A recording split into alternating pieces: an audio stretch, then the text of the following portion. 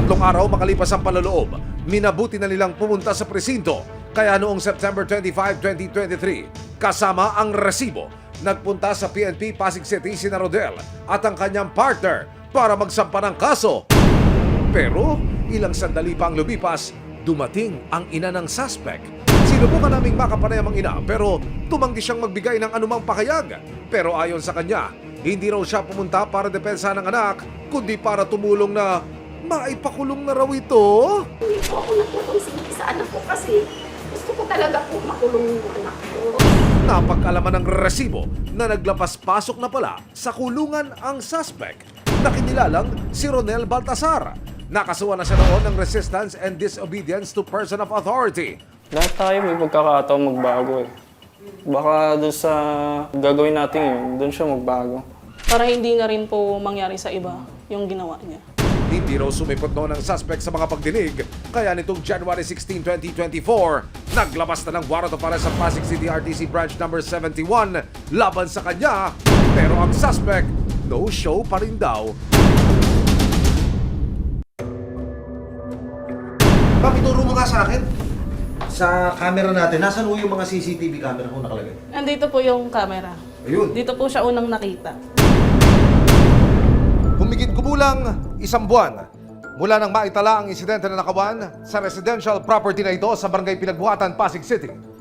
Isa pang insidente ng pagnanakaw ang naitala naman at nai-report sa mga otoridad sa lungsod ng Antipolo. 1 buwan matapos ang pag-akyat bahay ni Baltasar sa Pasig City, isa namang panluloob ang nangyari sa Cogyo, Antipolo.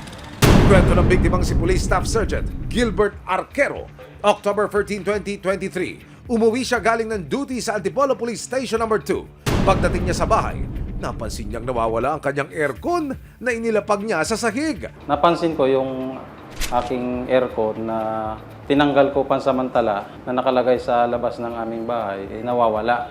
Nagtanong-tanong ako, una doon sa asawa ko, wala daw silang nakita kung sino kumuha. Kaya nagtaka po ako. Sa kanyang pag-iimbestiga, may ilan daw siyang kapitbahay na nakakita sa 2 lalaki na may bitbit na aircon palabas ng kanyang bahay. Nagtanong-tanong po ako sa kapitbahay hanggang sa nasalubong ko yung nakakita.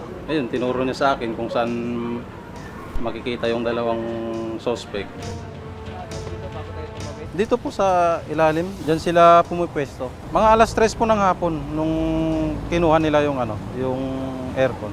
Naabutan pa raw ni Gilbert na pinipira-piraso na ng mga ito ang kanyang aircon. Naibenta na nila yung ibang parte. Bali, wala na rin mapapakinabangan dun sa nakabalik kasi yung kaha na lang at saka yung mga hindi pa nila nababaklas.